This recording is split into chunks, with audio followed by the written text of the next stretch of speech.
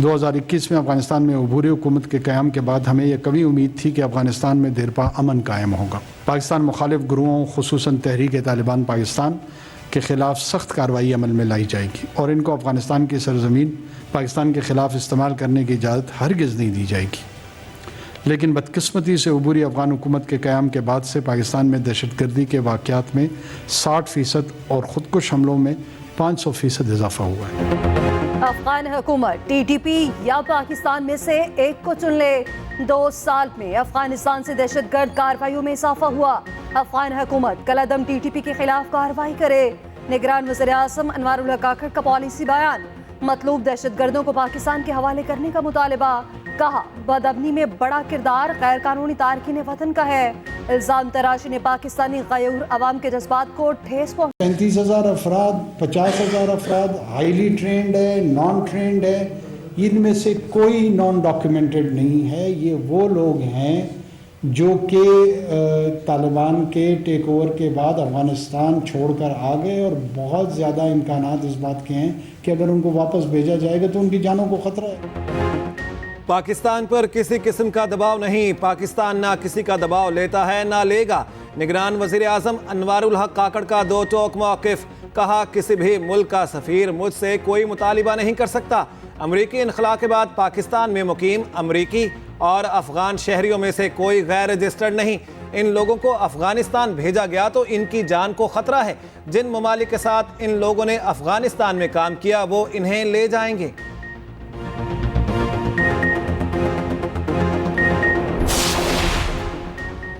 Sindh high court की गैर कानूनी तारकीन की बेदखली का केस सुनने से माजरत। वफाकी और सूबाई हुकूमत को नोटिस जारी करने से इनकार। सिंध हाई कोर्ट का कहना है गैर कानूनी तारकीन की बेदखली रियासती पॉलिसी है। अदालत मुदाखलत नहीं कर सकती।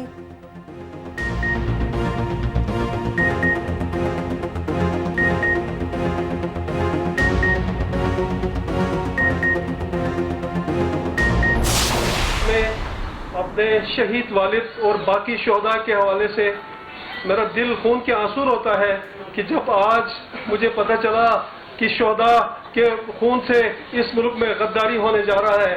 दहशतगर्दों को खुली छुट्टी मिली हुई है और दहशतगर्दी के जो वाक़यात हैं जो आर्मी कोर्ट से आर्मी कोर्ट्स को सस्पेंड करने जा रहे हैं। जो मिलिट्री कोर्ट्स की बंदिश का एक फैसला सामने आया सुप्रीम कोर्ट की जानिब से, हम ये समझते हैं ये मिलिट्री कोर्ट्स की जो बंदिश है ये बुलवाइयों इंतशारियों की सहूलत का बाइस बन सकता है। खुदा न खास्ता फौजी अदालतों को फौरी तौर पर बहाल किया जाए। फौजी अदालतों की बंदिश इंतशारियों और बुलवाइयों की सहूलतकारी है।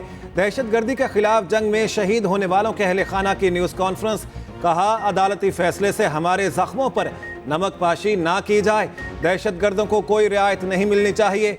फौजी अदालतें बहाल ना हुई तो ये शोहदा के खून के साथ मजाक होगा। सुप्रीम कोर्ट में अपील दायर करेंगे।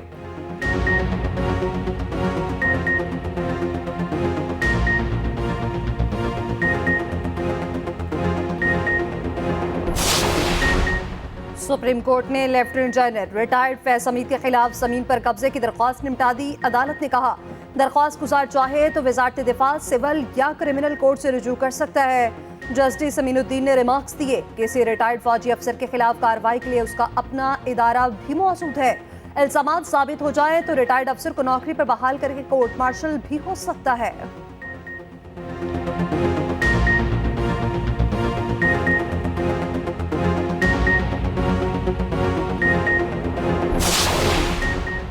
साबिक चीफ जस्टिस साकिब निसार के चैम्बर में दिए गए फैसले की कोई हैसियत नहीं। सुप्रीम कोर्ट की साबिक चीफ जस्टिस साकिब निसार के HR सेल पर सख्त तनकीद। जाहिदा असलम केस में चीफ जस्टिस काजी फायज ईसा ने रिमार्क्स दिए। चीफ जस्टिस अपने चैम्बर में कोई हुक्म जारी नहीं कर सकता। साबिक चीफ जस्टिस किस कानून के तहत चैम्बर में केस सुनते रहे? DG HR सेल ने जवाब दिया साबिक चीफ जस्टिस के पास चैम्बर में केस सुनने का जुडिशल इख्तियार नहीं था। साबिक चीफ जस्टिस के कहने पर HR सेल की 3,98,000 दरखास्तों का रिकॉर्ड ज़ाया किया।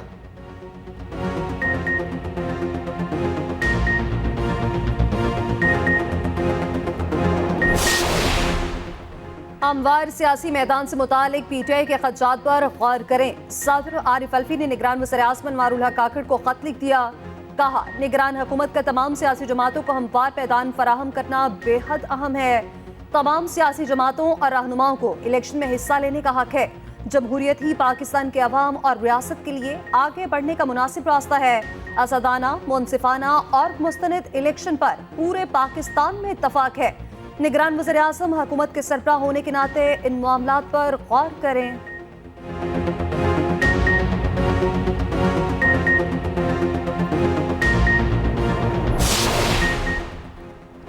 शहरी सिंध में सियासी इत्तेहाद के बाद नून लीग की नजरें जनूबी पंजाब पर।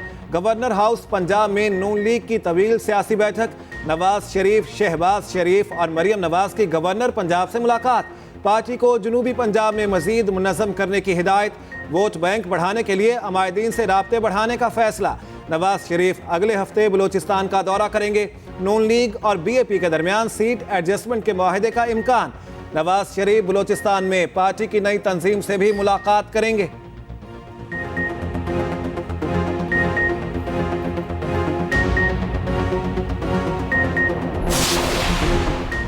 मीटिंग की इजाजत नहीं दी जा रही। पार्टी परचम और बैनर्स प्रिंट नहीं होने दिए जा रहे। तहरीक इंसाफ का इलेक्शन कमीशन से शिकवा। इंतखाबी मुहिम में रुकावटों से आगाह कर दिया। बाबर आवान और बैरिस्टर गौहर की चीफ इलेक्शन कमिश्नर से मुलाकात। PTI intra party election case का तहरीरी फैसला जारी करने का मुतालबा। बैरिस्टर गौहर अली कहते हैं, इलेक्शन कमीशन ने कहा बल्ले का निशान PTI का ही होगा।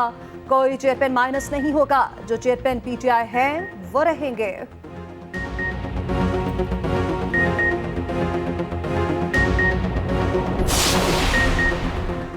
नवाज शरीफ सियासी दर्जा हरारत कम करने में किरदार अदा करें। फवाद चौधरी का अदालत के बाहर गैर रस्मी गुफ्तगू में मशवरा। कहा, सियासी जमातों के दरमियान डायलॉग की जरूरत है। इस तरह के इलेक्शन में नवाज शरीफ जीत भी गए तो कौन मानेगा। फ्रॉड केस में फवाद चौधरी को जुडिशल रिमांड पर अडयाला जेल भेज दिया गया।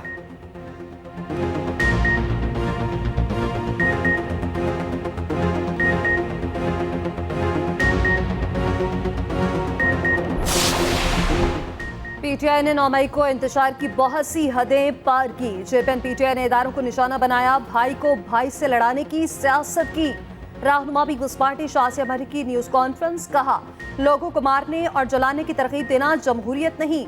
PTI दौर में मुल्क की तरक्की का फुल स्टॉप लग चुका।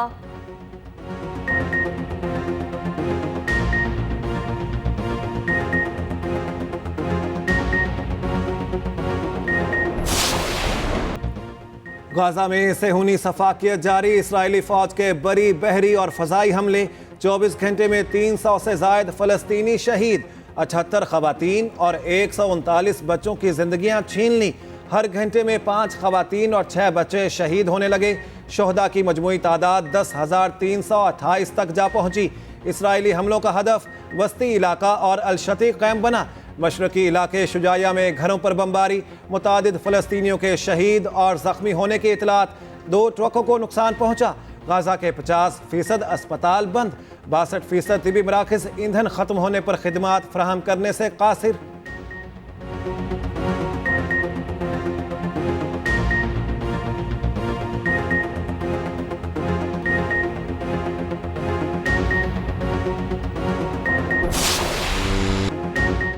गाजा में सेहूनी दहशतगर्दी, मुजाहिदीन की भरपूर मजम्मत। शहर में जगह जगह झड़पें जारी। भारी हथियारों और माटर गोलों का इस्तेमाल। इसराइल हमास के जंगी मंसूबाबंदी में फंस गया। मुतादिद टैंक और फौजी गाड़ियां तबाह। यमन से इसराइल पर ड्रोन से हमला। यमनी हौसियों ने ड्रोन की वीडियो जारी कर दी।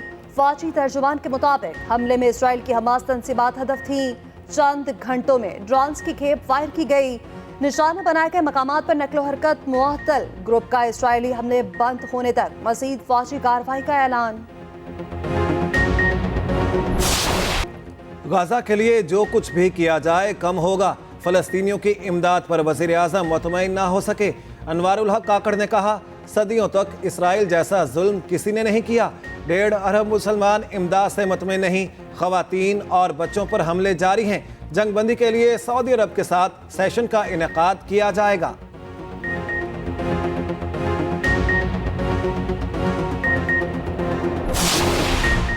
गजा जंग में जख्मियों का इलाज इस्लामी ममालिक की तरजीह। मुत्तहिदा अरब अमारात का अस्पताल कायम करने का फैसला। फील्ड अस्पताल 100 बिस्तरों पर मुश्तमिल होगा। तो पार्लियामेंट का मुनफरिद एहतजाज। मेन्यू से मगरबी कंपनियों की अशिया निकाल दी।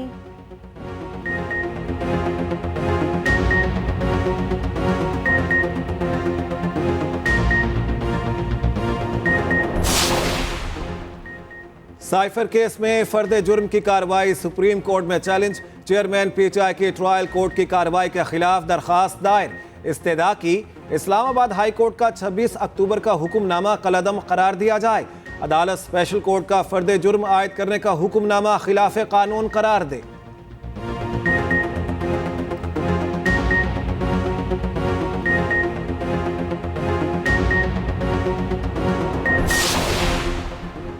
नौमे इश्तियाल अंगेज ट्वीट केस में खतीजा शाह की जमानत मंजूर। एडिशनल सेशन जज मोहम्मद नवाज ने महफूज फैसला सुनाया। अदालत का खतीजा शाह को 1 लाख रुपए की जमानती मचलके जमा कराने का हुक्म। खतीजा शाह के खिलाफ FIA लाहौर में मुकदमा दर्ज है। साइफर केस में शाह महमूद कुरैशी की दरखास्त जमानत पर फैसला महफूज। इस्लामाबाद हाई कोर्ट ने फ्रीकैन के दलाइल मुकम्मल होने पर फैसला महफूज किया।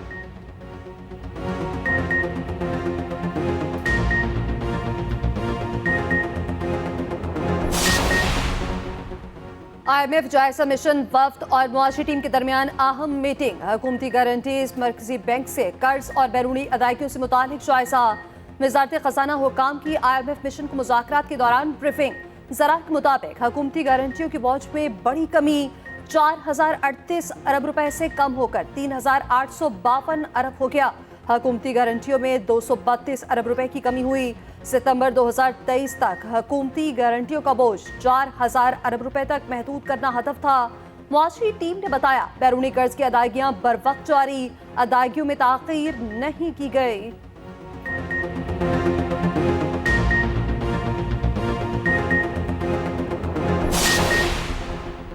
पाकिस्तान ने एक्सटर्नल फाइनेंस गैप पर IMF को नई तजावीज़ से आगाह कर दिया।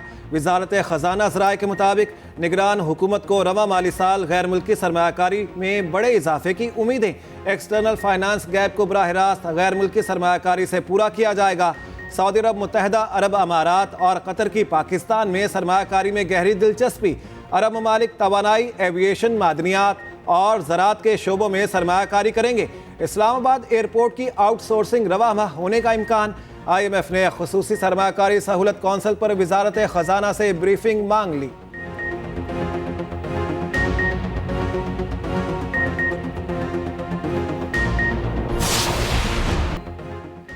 पाकिस्तान स्टॉक एक्सचेंज में जबरदस्त तेजी। 100 इंडेक्स में 500 से 25 पॉइंट्स का इजाफा। इंडेक्स 54,000 की नफसियाती हद उबूर कर गया। उधर इंटर बैंक में अमेरिकी डॉलर 50 पैसे महंगा 286 रुपए 89 पैसे पर बंद हुआ।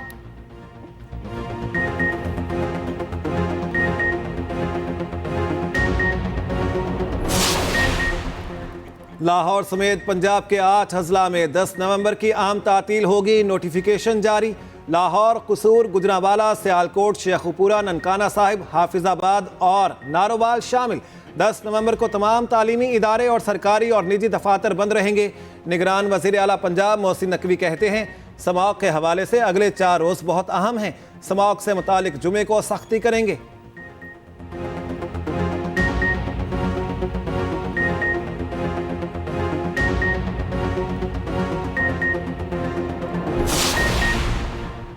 वफाकी हुकूमत की सिविल मुलाजमीन के लिए कम अज कम तनख्वाह 32,000 रुपए मुकर्रर। वजारत खजाना ने नोटिफिकेशन जारी कर दिया। वजारत दिफा के सिविल या कॉन्ट्रैक्ट मुलाजमीन के लिए भी कम अज कम तनख्वाह 32,000 मुकर्रर। वजारत खजाना के मुताबिक कम अज कम माहाना उजरत का इतलाक 1 जुलाई 2023 से होगा। वफाकी हुकूमत के बैरून मुल्क तायुरात सिविल मुलाजमीन पर इतलाक नहीं होगा। फ्लावर मिल्स के लिए सरकारी गंदम की कीमत 4,700 रुपए मुकर्रर। पंजाब हुकूमत ने सरकारी गंदम इजरा पॉलिसी की मंजूरी दे दी।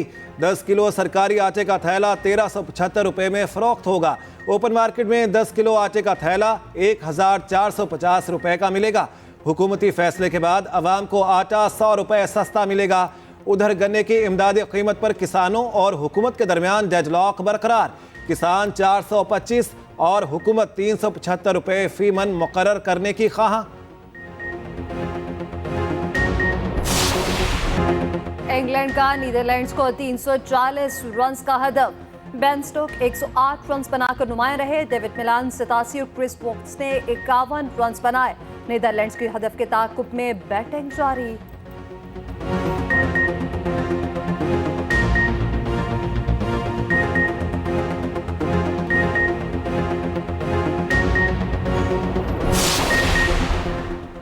पाकिस्तान से बैटिंग और बॉलिंग की हुक्मरानी छिन गई। बाबर आजम 2.5 साल बाद वनडे बैटिंग में दूसरे नंबर पर आ गए।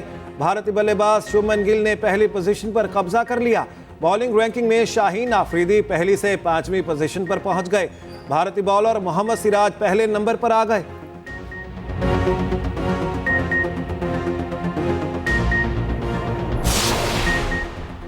निगरान वज़ीर आज़म 2 रोज़ा दौरे उज़्बेकिस्तान पहुंच गए। अनवारुल हक काकड़ ताशकंद में इक़्तिसादी ताउन तंजीम की 16वें इजलास में शिरकत करेंगे। इजलास में शरीक आलमी रहनुमाओं से 2 तरफा मुलाकातों का भी इम्कान।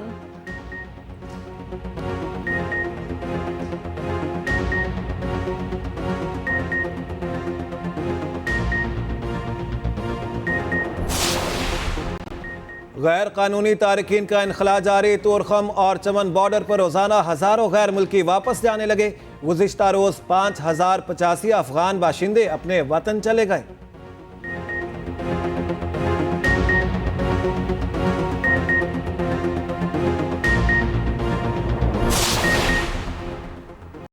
खैबर पख्तूनख्वा की मुतादिद इस्लाह को नाक की लपेट में आ गए। मोहलिक मर्ज के 328 केसेस रिपोर्ट। 16 अफराद जान की बाजी हार चुके। पेशावर, कोहाट, करक, खैबर और जौरसदा सबसे ज्यादा मुतासिर। सूबाई दारुल हुकूमत ने 68 मरीज सामने आ चुके। महकमा सेहत के पास सीरम नायाब हो गया। अद्वियात न मिलने से सूरत हाल मज़ीद तशवीशनाक।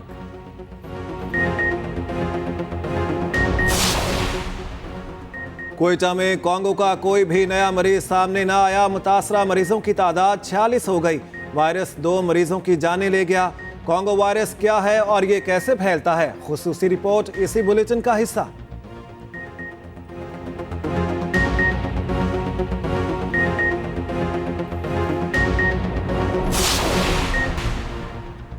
निगरान वजीर आला सिंध मकबूल बाकिर से एथोपिया के सफीर जमाल बेकर अब्दुल्लाह की मुलाकात। 2 तरफा ताल्लुकात, तिजारत और सैलाब मुतासरीन की बहाली से मुतालिक बातचीत। निगरान वजीर आला सिंध ने कराची से एथोपियन एयरलाइन शुरू करने पर मुबारकबाद दी।